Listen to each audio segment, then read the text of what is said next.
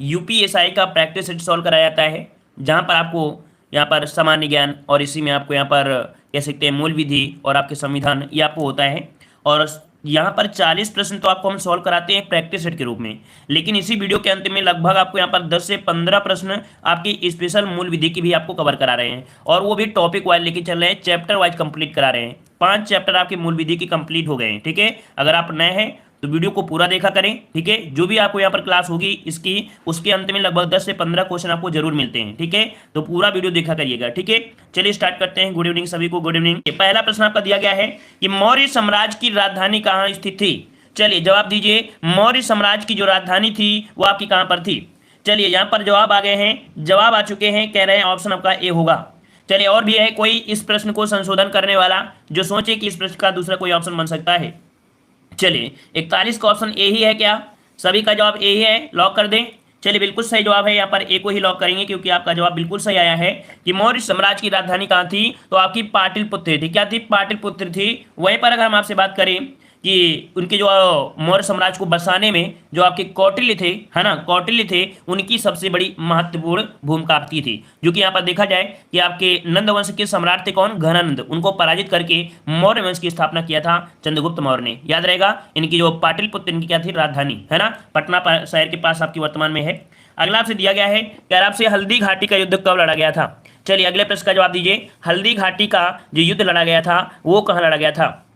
चलिए यहाँ पर 42 को ऑप्शन आ रहे हैं, कह रहे हैं ऑप्शन यहाँ पर आपका सी होगा। चलिए यहाँ पर ऑप्शन यहाँ पर सी आया है तो बिल्कुल जवाब सही है। यहाँ पर हल्दी घाटी का जो युद्ध हुआ था वो आपके 1526 में। कभी कभी आपसे डेट ये भी पूछ लेता है कि कौन से डेट को हुआ था, तो 18 जून को। कब हुआ था? तो आपके 18 जून 1576 को अकबर और मेवाड़ के शासक कौन थे? महाराणा प्रताप के बीच लड़ा गया था। ठीक है, चलिए आगे आते हैं। प्रश्न आपसे अगला पूछा गया है, यार टीपू सुल्तान को शेर भी कहा जाता था। टीपू सुल्तान को जो शेर कहा जाता था वो कहा जाता था कहाँ का?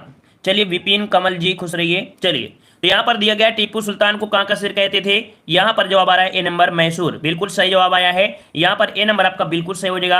आपके मैसूर का शेर कहा जाता था। ठीक है, सबसे महान सुल्तान ये शासक जो था यही था आपके मैसूर का। ठीक है, और कई बार अंग्रेजों को भी धूल चटा दिया था इसने। ठीक है, चलिए और रॉकेट, है ना, सुना होगा ना कि जो आपका रॉकेट है सबसे पहले इन्हीं के समय रॉकेट, मतलब कह सकते हैं कि रॉकेट जो आपका वर्तमान में चल रहा है ना, सबसे पहले इसी ने बना दिया था। मतलब आपके टीपू सुल्तान ने ही रॉकेट विकास कर दिया था। ठीक है, जवाब यहाँ पर हो जाएगा कौन सा? ए नंबर आपका हो जाएगा। विश्व में सबसे पहला रॉकेट आविष्कारक बताया जाता है किसे? तो आपके टीपू सुल्तान को। ठीक है, चलिए आगे आते हैं। 1946 के कैबिनेट मिशन का नेतृत्व किसके द्वारा किया गया था।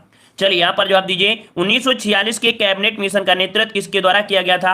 मतलब यहाँ पर पूछा गया है जो आपकी कैबिनेट मिशन भारत में आया था उसके जो आपके अध्यक्ष थे आपके कौन थे। जवाब हो जाए यहाँ पर सी नंबर, पैथिक लॉरेंस। याद रखिए पैथिक लॉरेंस क्या थे? अध्यक्ष थे। ऑप्शन यहाँ पर सी हो जाएगा। आगे आते हैं, प्रश्न से पूछा गया है, भारतीय संविधान में मौलिक अधिकारों की सूची संविधान से ली गई है। ये बताइए जो आपके मौलिक अधिकार है, मौलिक अधिकार है आपके कहाँ से लिए गए हैं? मौलिक अधिकार कहाँ से लिए गए हैं? चलिए जवाब आ रहे हैं ए नंबर। चलिए जवाब यहाँ पर आ रहा है ए नंबर, तो याद रखिए बिल्कुल सही है। मौलिक अधिकार कहाँ से लिए गए हैं? तो आपके अमेरिका से लिए गए हैं। अमेरिका से और क्या लिया गया है? तो जो आपका न्यायपालिका है ना, जो आपका न्यायपालिका है वो भी कहाँ से ली गई है? आपके अमेरिका से। स्वतंत्रता भी वहीं से ली गई है, न्यायिक पुनरावलोकन भी वहीं से लिया गया है, राष्ट्रपति पर महाभियोग की प्रक्रिया भी कहाँ से ली गई है? आपके अमेरिका से ही ली गई है। ठीक है ना, याद रहेगा। कनाडा से क्या लिया गया है? कनाडा से संघीय व्यवस्था, है ना, जो संघीय व्यवस्था है वो कनाडा से ही ली गई है। ठीक है ना, और वहीं पर फ्रांस की क्रांति से क्या लिया गया है? तो प्रस्तावना में जो स्वतंत्रता समानता है ना, स्वतंत्रता समानता ये आपके कहाँ से है? तो आपके फ्रांस से ली गई है। जर्मनी, अच्छा ब्रिटिश हो गया, ब्रिटिश से तो आपको जो कह सकते हैं संसद संबंधी आपके हैं वो आपके ब्रिटिश से ले गए हैं। ठीक है, चलिए अगला क्वेश्चन आपका दिया है, भारतीय संविधान का अनुच्छेद 343 किसके बारे में दिया गया है। भारतीय संविधान में जो आपका 343 है वो किसके बारे में दिया है।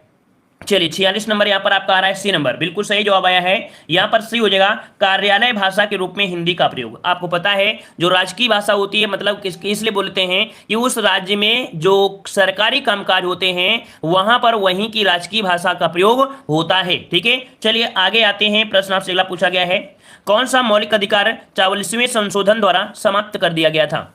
चलिए यहाँ पर जवाब देना है 44वें संशोधन ये आपका कब हुआ था, तो आपके 1978 में, 1978 को हुआ था और इसे मौलिक अधिकार की श्रेणी से हटा दिया गया था।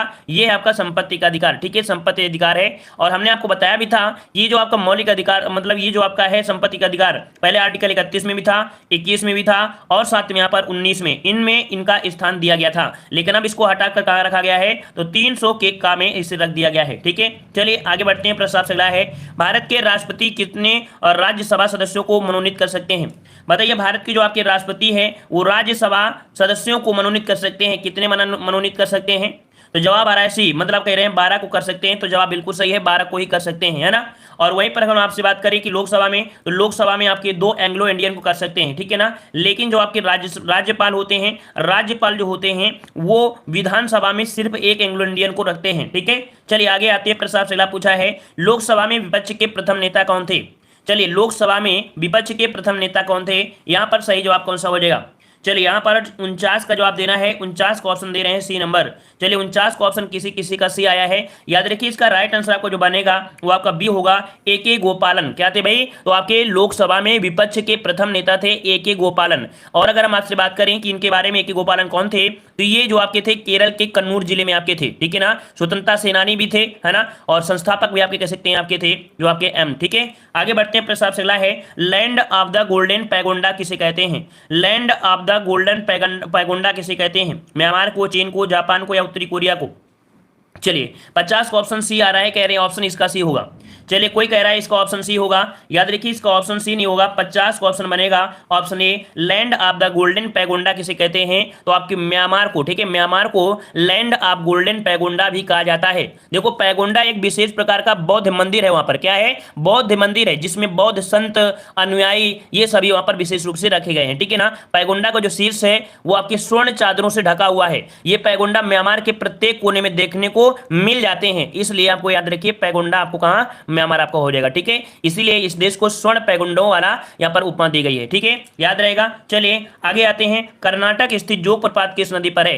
कर्नाटक में जो आपका जोग प्रपात है, जोग प्रपात है ना, ये आपकी किस नदी पर है, किस नदी पर है, तो यहां पर आपका जवाब आ रहा है सी नंबर। चलिए ऑप्शन सी आया है तो बिल्कुल सही जवाब है, शरावती नदी पर आपका स्थित है, शरावती नदी पर, ठीक है ना। याद रखिए वर्तमान में अगर क्वेश्चन पूछे कि सबसे ऊंचा जो आपका जलप्रपात है तो आपका कौन सा है, तो कुंची जलप्रपात, ठीक है, कुंची। अच्छा इसको कैसे लिखेंगे, यहां पर आपका हो जाएगा कुंची, कुंची कल प्रपात आपका है, याद रखिएगा अगर पूछे तो, ठीक है, वो भी कर्नाटक में ही आपका है, ठीक है।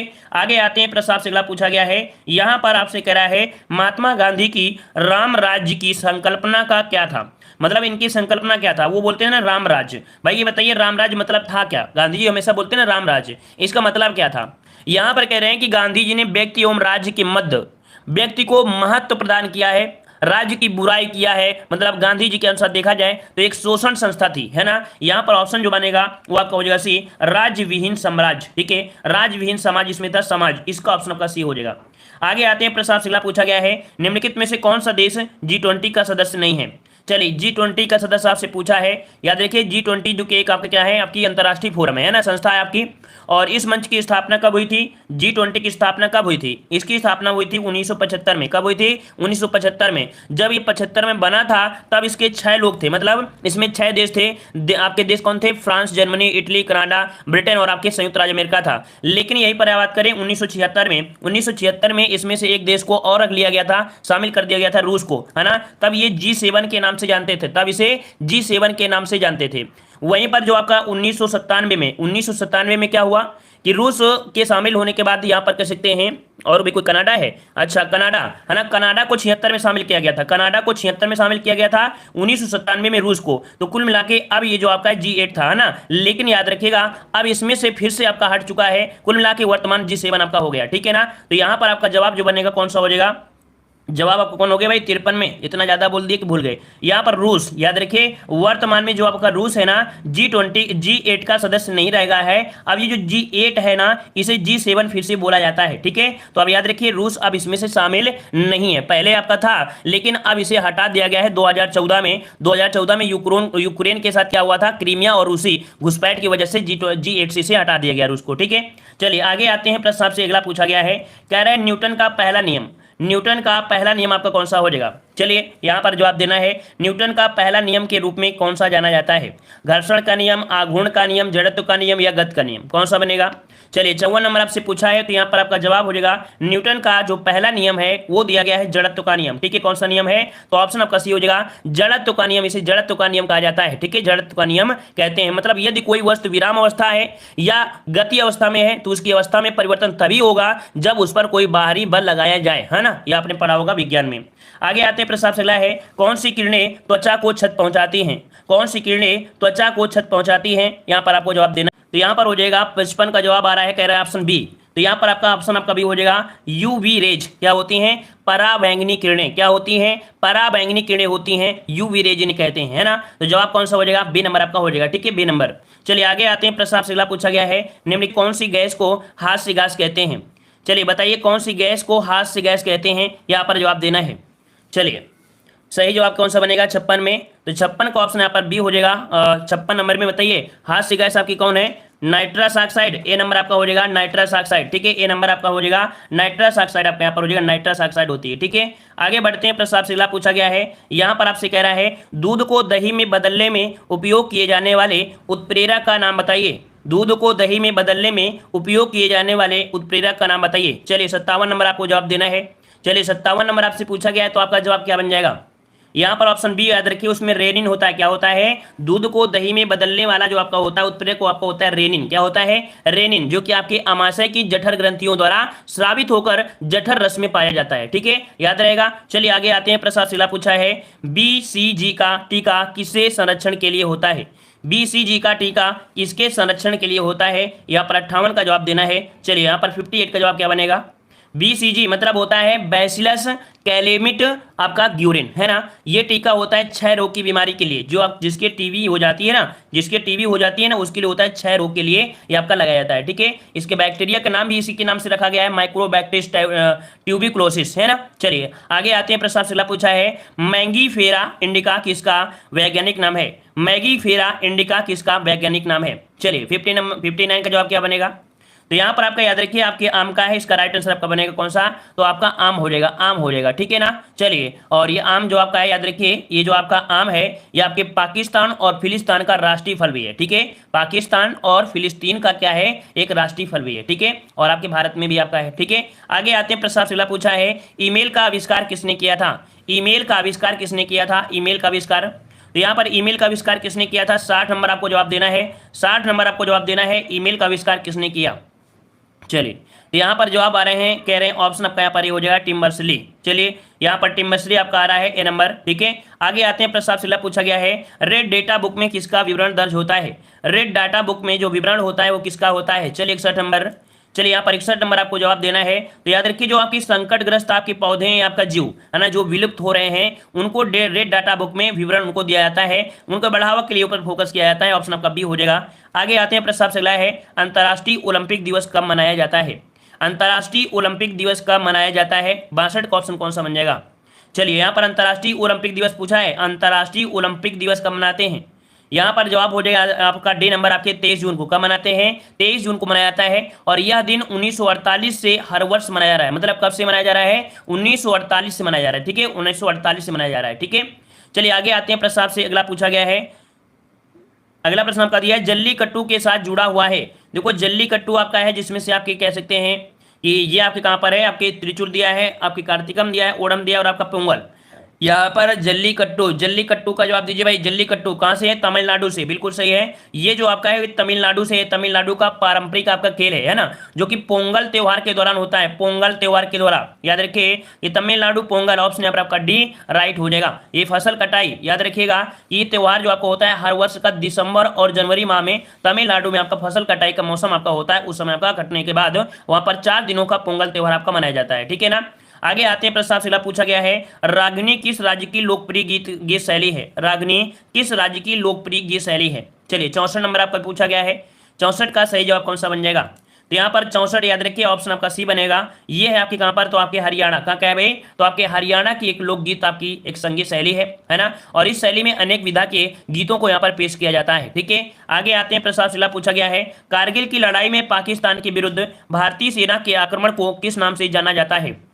याद रखिएगा, जब कारगिल की लड़ाई हुई थी उस समय भारतीय सेना ने एक ऑपरेशन चलाया। उस ऑपरेशन के तहत कह सकते हैं कि युद्ध हुआ था, और ये जो आपका ऑपरेशन था इसे बोलते हैं ऑपरेशन विजय। क्या बोलते हैं? ऑप्शन सी हो जाएगा, ऑपरेशन विजय। अच्छा, ये कब हुआ था? ये आपका हुआ कब था? तो आपकी 26 जुलाई 1999 को भारतीय सेना ने जम्मू कश्मीर में कारगिल की पहाड़ियों पर कब्जा जमाए हुए थी। ठीक है ना?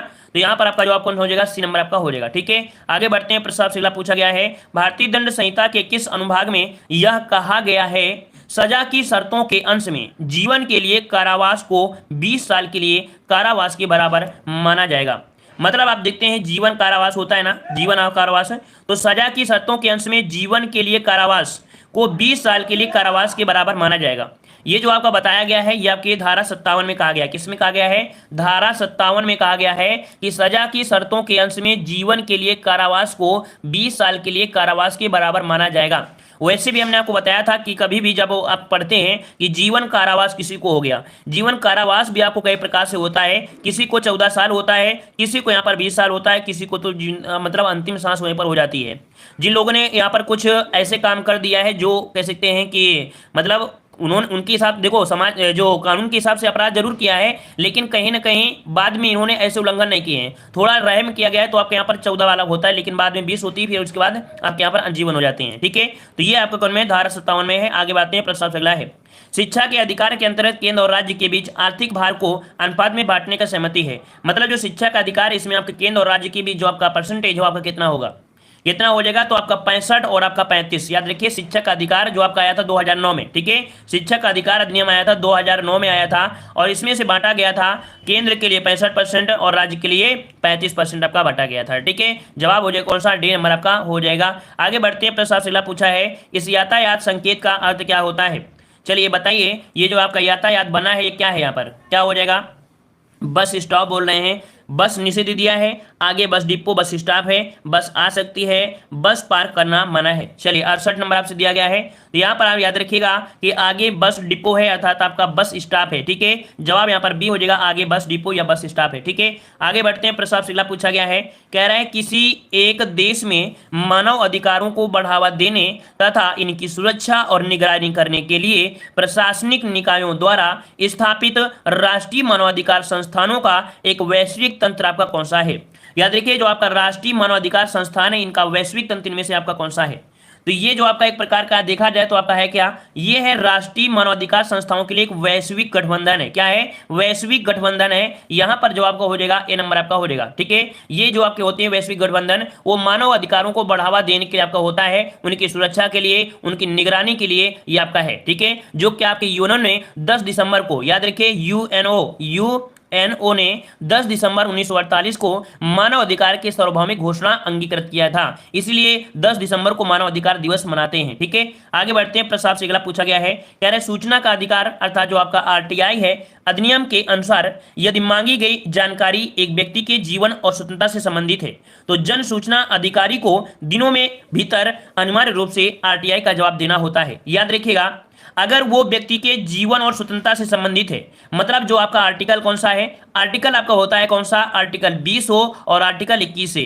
अगर इस प्रकार की आपकी आर्टिकल 20 और 21 से संबंधित है, मतलब व्यक्ति के जीवन और स्वतंत्रता से संबंधित है, तो उसको जो सूचना अगर लेना चाहता है तो उसको जवाब जो मिलेगा वो कितने दिन के भीतर मिल सकता है? यहाँ पर 70 का ऑप्शन जो बनेगा वो आपका जवाब क्या बनेगा? ऑप्शन यहाँ पर आपका बी हो जाएगा, 2 दिन में मिल जाएगी। कितने दिन में? 2 दिन में मिल जाएगी, 2 दिन में मिल जाएगी। ठीक है ना, अगर वो आर्टिकल 20 और आपके 21 से संबंधित है, मतलब जीवन और स्वतंत्रता से संबंधित है तो। ठीक है, आगे आते हैं। प्रस्ताव से अगला पूछा गया है, कह रहा है इनमें से कौन ऐसे मामले हैं जिनमें जनहित याचिका दायर की जा सकती है? यहां पर देखो आपसे पूछा गया है जनहित याचिका जो दायर की जा सकती है वो किस हिसाब से कर सकते हैं। ठीक है, तो पहला पॉइंट आपका यहां पर दिया गया है, कह रहा आपसे यहां पर जहां राज्य सरकार के भारी कर लगाने के निर्णय के कारण गरीब लोग प्रभावित होते हैं, है ना। मतलब कह सकते हैं कि अगर कोई बाहरी टैक्स लगा दिया जाए और उसमें से गरीब लोग प्रभावित होते हैं तो वहां पर जनहित याचिका दायर की जा सकती है। पहला पॉइंट आपका सही है। दूसरा है सड़कों सीवर आदि को बनाए रखने के लिए, इसके लिए भी की जा सकती है।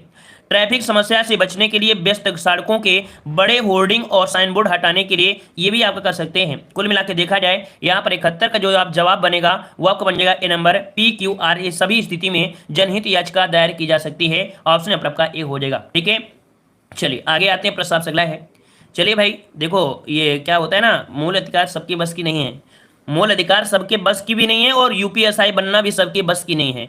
सपने बड़े बड़े सब देख लेते हैं, लेकिन सबके बस की बात भी नहीं होती सपने संभालना, है कि नहीं। चलिए, तो यहाँ पर आपसे दिया गया है 1973 में, कह रहा है 1973 के किस मामले में सुप्रीम कोर्ट ने अपने पिछले फैसले को दुरुस्त किया और कहा कि प्रस्तावना संविधान का एक हिस्सा है।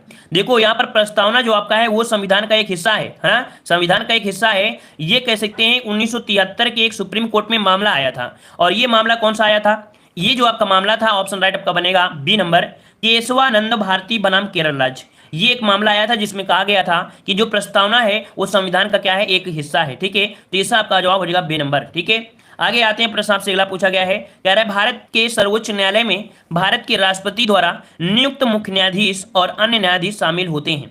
देखो यहाँ पर आपसे पूछा गया है, कह रहा है आपसे यहाँ पर सर्वोच्च न्यायालय में भारत के राष्ट्रपति द्वारा नियुक्त मुख्य न्यायाधीश और अन्य न्यायाधीश, कुल मिला के पूछा गया है जो आपका सुप्रीम कोर्ट है ना, सुप्रीम कोर्ट है, वहां पर आपके जो मुख्य न्यायाधीश हैं और अन्य न्यायाधीश, कुल मिला के देखा जाए तो आपके वर्तमान में कितने हैं, तो आपके यहाँ पर जवाब हो जाएगा 73 में आपका हो जाएगा क्या कि आपका 33 + 1 कितना है, 33 + 1 है, तो आपका 34 होना चाहिए। क्या होना चाहिए? 34। अब आपके ऑप्शन में तो नहीं दिया है, जब ऑप्शन में नहीं दिया है, मान लो यही चीज आपके एग्जाम में आ जाए तो आपको इनके एवं में लगाना है, ठीक है ना। लेकिन आंसर आपको क्या पता है? पता है आपको आपके 34, ठीक है, 34 आपको पता है, कोई दिक्कत नहीं होगी। ठीक है, चलिए आगे आते हैं, प्रश्न आपसे अगला पूछा गया है। चलिए यहाँ पर आपसे क्वेश्चन पूछा है कि भारत के संविधान के कौन से घटक मानव अधिकारों के सिद्धांतों को शामिल करते हैं जैसा मानव अधिकारों की सार्वभौम घोषणा में परिकल्पित है। मतलब यहां पर जो पूछा गया है कि जो भारतीय संविधान में जो मानव घटक है, मानव के जो आपके अधिकार हैं, उनको जो शामिल किया गया है वो सार्वभौमिक रूप से क्या क्या है। तो देखो आपके मानव के अधिकार में मौलिक अधिकार हैं और क्या है, तो आपके राज्य के नीति निश्चय सिद्धांत, मतलब ये तो मौलिक अधिकार आपको दिए ही गए हैं, व्यक्ति को मौलिक अधिकार ये तो आपको दिया ही गया है व्यक्ति के लिए।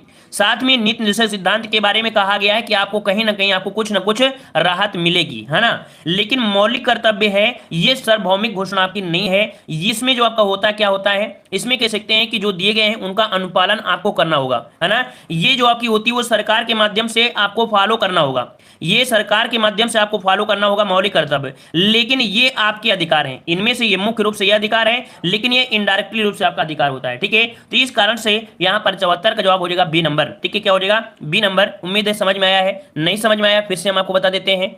जो आपके राज्य के नीति सिद्धांत हैं, मौलिक अधिकार हैं, ये मानव अधिकार को सिद्धांत में आपके शामिल करते हैं। जैसा मानव अधिकारों की सार्वभौमिक घोषणा में प्रकल्पित है कि मानव सभी प्रकार के हकदार हैं, जैसे जीवन जीने का अधिकार है, अभिव्यक्ति का अधिकार है, स्वतंत्रता का अधिकार है, ये सभी चीज इसमें से आपकी मिलेंगी। ठीक है, चलिए आगे आते हैं, प्रश्न आपसे अगला पूछा गया है, कह रहा है किसके तत्वावधान में दिल्ली के मुख्यमंत्री शपथ ग्रहण करते हैं। अब ये बताइए जो आपके दिल्ली के मुख्यमंत्री होते हैं वो किसकी उपस्थिति में यहाँ पर शपथ ग्रहण करते हैं। चलिए यहाँ हम बताइए क्या हो जाएगा। चलिए सब लोग सिर्फ बातें कर रहे हैं ना, सिर्फ वो क्या कर रहे हैं, बातें कर रहे हैं, आपस में चटिया रहे हैं, सिर्फ आपस में केवल बातें कर रहे हैं, लेकिन पढ़ाई पर किसी का ध्यान ही नहीं है ना। ना ध्यान दीजिए, आगे चल के आपको ध्यान देंगे यही। चलिए सब आपस में केवल ऐसे करते रहो मस्ती जीवन भर। तो यहाँ पर देखो आपका 75 का जवाब क्या बन रहा है, यहाँ पर सी हो जाएगा। दिल्ली के उपराज्यपाल क्या होते हैं भाई? उपराज्यपाल ही होते हैं ना, तो जवाब क्या हो जाएगा? ऑप्शन आपका सी हो जाएगा। ठीक है, चलिए आगे आते हैं, आपसे अगला पूछा गया है। चलिए यहाँ पर आपसे अगला पूछा गया है, जो देखो हमने एक प्रैक्टिस सेट आपको सॉल्व करा दिया 40/40 वाला, ठीक है ना। यहाँ पर अब आपको लास्ट में बताया है कि 10 से 15 क्वेश्चन डेली आपको यहाँ पर किसके लाते हैं? मूल विधि के होते हैं। जो कि यहाँ पर जो आपका चैप्टर भी चल रहा था, है ना, चैप्टर चल रहा था, वही चैप्टर आपका दिया गया है। यहाँ पर कह रहा है अस्थायी परमिट अधिकतम कितनी अवधि के लिए प्रभावी होंगे। ये क्वेश्चन को हमने कल बताया था, है ना, ये क्वेश्चन को हमने बोला था कल कि इसका आपको जवाब देना है। इसका सही जवाब कौन सा बन जाएगा? यहाँ पर 36 की अगर बात करते हैं तो इसका जवाब हो जाएगा, कुछ लोगों का आया भी था, उन्होंने कहा था कि 4 माह होता है। जो अस्थायी परमिट होते हैं वो कितने अवधि के लिए होते हैं? तो आपके 4 माह के लिए होते हैं। कितने होते हैं? 4 माह के लिए होते हैं। यहाँ पर 36 का ऑप्शन आपका बन जाएगा कौन सा? बी हो जाएगा। ठीक है, और ये जो आपका दिया गया है अस्थायी परमिट वो आपकी किसमें? तो धारा 87 में वर्णन किया गया है। आगे आते हैं, प्रश्न आपसे अगला पूछा गया है। यहां पर कह रहा है मोटरसाइकिल का ड्राइवर मोटरसाइकिल पर अपने अतिरिक्त एक से अधिक व्यक्ति नहीं ले जाएगा। यह प्रावधान अधिनियम की किस धारा में वर्णित है? अभी आपने देखा था कोरोना काल में बोला गया था ना कि सिर्फ एक गाड़ी में एक व्यक्ति ही होंगे। फिर बोला गया था कि एक गाड़ी में एक ड्राइवर होगा और एक व्यक्ति को बैठा सकता है, उसमें डबल नहीं हो सकते हैं। इसी प्रकार के जो नियम होते हैं वो इसी जगह से बनाए गए हैं, क्योंकि ये नियम आपके दिया गया है, ठीक है ना। और 37 का ऑप्शन आपका बनेगा बी। धारा 128 के तहत ये बोला गया था कि एक व्यक्ति सिर्फ गाड़ी में रहेगा और कोई नहीं रह सकता है। फिर बोला गया क्या कि एक व्यक्ति रहेगा और उसके साथ में कोई बैठ सकता है ना, ये इसी धारा के तहत आपका घोषणा की जाती है, ठीक है। चलिए आगे आते हैं, प्रस्ताव शिला पूछा गया है, कह रहा है अधिनियम की धारा में अस्थायी परमिट का जो आपका उल्लेख है वो आपका कौन सा है। देखो जो आपका अस्थायी परमिट है, अभी हमने बताया कि अस्थायी परमिट का जो उल्लेख किया गया है वो धारा 87 में किया गया है। किसमें? धारा 87 में किया गया है, ठीक है। ऑप्शन सी आपका हो जाएगा। आगे बढ़ते हैं, प्रस्ताव शिला पूछा गया है मोटर यान चलाने के संबंध में, कह रहा है मोटर यान चलाने के संबंध में आयु सीमा का उल्लेख अधिनियम किस धारा में किया गया है। जो मोटरयान चलाते हैं उनके बारे में कुछ उम्र भी होती है, ऐसा नहीं होता है 2 साल का बच्चा चलाने लगे, 3 साल का बच्चा चलाने लगे, है ना। तो यहाँ पर इसके बारे में जो आपका उल्लेख किया गया है वो किस पर किया गया है, तो आपके धारा 4 में। किसमें? धारा 4 में बोला गया है कि 18 वर्ष से कम आयु के व्यक्ति को सार्वजनिक स्थान पर मोटरयान चलाने पर प्रतिबंध है ना, ये आपका बोला गया है, ठीक है। चलिए आगे आते हैं, प्रश्न से अगला पूछा गया है, कह रहा है किसी ड्राइवर से एक दिन में अधिकतम कितने घंटे का कार्य लिया जा सकता है। चलिए यहां पर बताइए, यहां पर आपको बताइए सही क्या हो जाएगा। किसी ड्राइवर से एक दिन में अधिकतम कितने घंटे का कार्य लिया सकता है। चलिए यहां पर जवाब दिया गया है, तो यहां पर आपका आ रहा है, कह रहे हैं भैया यहां पर सी नंबर। याद रखिएगा कोई भी आपका ड्राइवर है ना, ये आपका 8 घंटे का लेंगे काम, इससे ज्यादा घंटे का काम नहीं ले सकते हैं, ठीक है। ये आपका प्रावधान आपको किया गया है, ठीक है, 8 घंटे का। आगे आते हैं, प्रस्ताव शिला पूछा गया है जो कि आपसे कह रहा है मादक द्रव्य का सेवन करके मोटरयान चलाने पर कितने माह सजा हो सकती है। अगर वो दारू गांजा अफीम का सेवन करता है ना, और गाड़ी चलाता है, तो ऐसी स्थिति में उसे जो सजा होगी वो कितने महीने की हो सकती है, कितने साल की हो सकती है। याद रखिएगा 6 माह की होगी। कितनी होगी? 6 माह की होगी। ऑप्शन यहाँ पर आपका हो जाएगा 42 का ए नंबर आपका हो जाएगा, ठीक है। और यहाँ पर हो सकता है कि आपको 2000 रुपया भी आपको भरना पड़े, ठीक है, 2000 रुपया भी भरना पड़ सकता है फाइन के रूप में।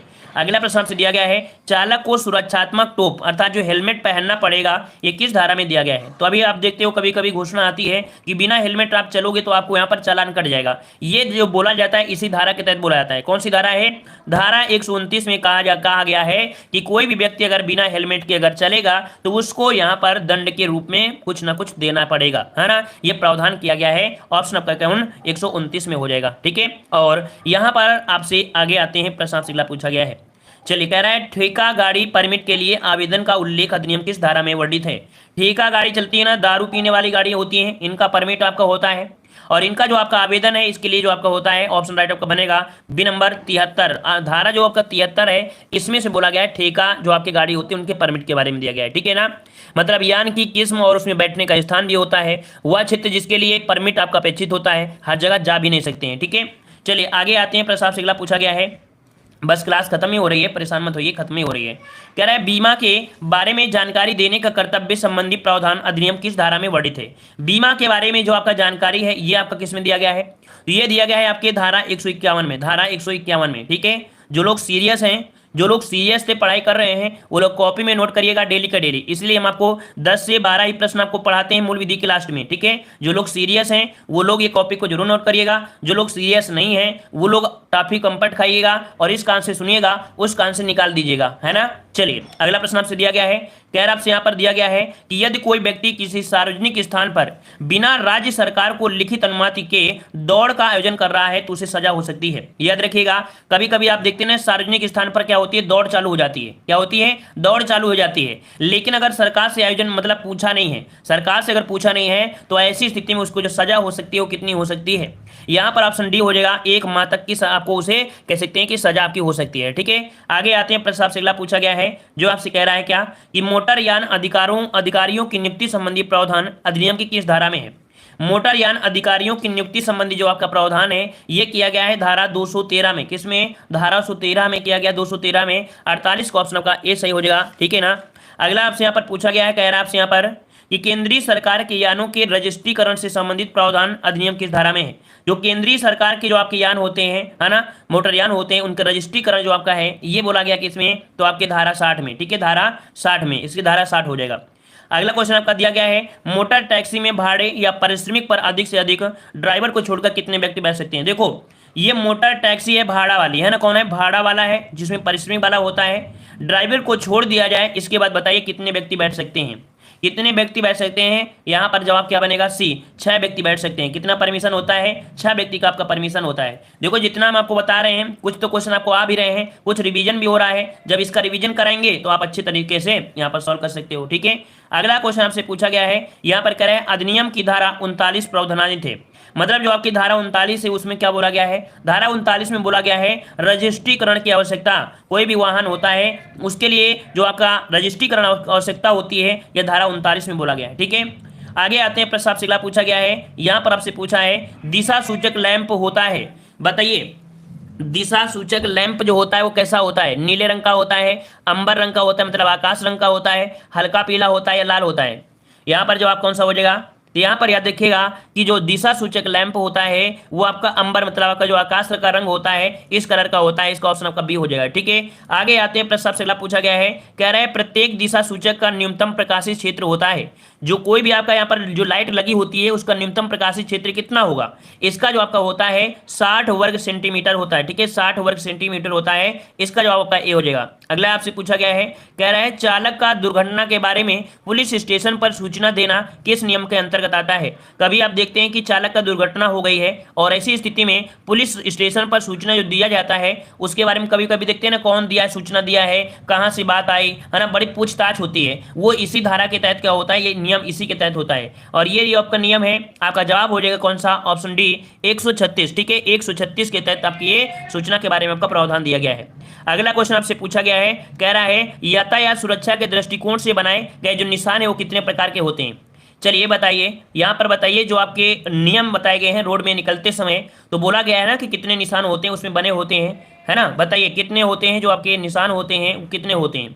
कह रहे हैं 6 होते हैं, कोई कह रहा है 3 होते हैं। चलिए तो याद रखिए इसका जवाब जो बनेगा सी हो जाएगा, 3 होते हैं। कितने होते हैं, 3 होते हैं। कौन कौन, एक होता है लाल होता है, एक हरा होता है, एक पीला होता है। लाल वाला बोलता है ना रुकने के लिए, रुक जाइए रुक जाइए। हरा क्या बोलते हैं, चलो आगे बढ़ जाओ, है ना। पीला क्या होता है, आगे जाने के लिए तैयार हो जाओ, ये होता है पीला वाला। पीला वाला क्या होता है, आगे जाने के लिए तैयार हो जाओ, ये होता है, ठीक है। चलिए अगला क्वेश्चन आपसे दिया गया है, कह रहे सड़कों का विभाजन करने वाली रेखा किस रंग की होती है। चलिए ये बताइए, आप देखते हैं, ये देखते हैं कि ये आपकी जैसे आपकी सड़क जा रही है और इस सड़क में अगर आपको यहाँ पर क्रॉसिंग कोई बनी हुई हो, है ना, या जो जेब्रा क्रॉसिंग बनी होती है, कुछ भी होती है, वो किस रंग से आपकी बनी जाती है। इस प्रश्न का जवाब आपको कमेंट बॉक्स में कमेंट करना है। कल आपको इसी प्रश्न आपको मिलेंगे, ठीक है। हमने बता दिया है कि हम आपको यहाँ पर 40 प्रश्नों का पहले टेस्ट सॉल्व करते हैं, जो कि आपके जैसा आपका पेपर आता है उसी प्रकार कराते हैं। लास्ट के हम आपको 10 से 15 क्वेश्चन आपको सॉल्व कराते हैं जो आपकी मूल विधि के होते हैं और चैप्टर वाइज करा रहे हैं, ठीक है ना। और याद रखिएगा धीरे धीरे आप नोट करते रहिएगा, पढ़ लीजिएगा। जो लोग सीरियस हैं कॉपी बनाइएगा, जो लोग सीरियस नहीं हैं उन लोगों को लिए कोई भरोसा नहीं है। जैसे आपकी मर्जी हो वैसे आप पढ़ सकते हो। हम आपको 10 से 15 ही क्वेश्चन लास्ट में बताते हैं ताकि बहुत ज़्यादा बोझ आपके लिए ना हो। उम्मीद है पसंद आया है, पसंद आया है तो वीडियो लाइक भी करिए, चैनल को भी सब्सक्राइब करिए। धन्यवाद, जय हिंद, वंदे मातरम।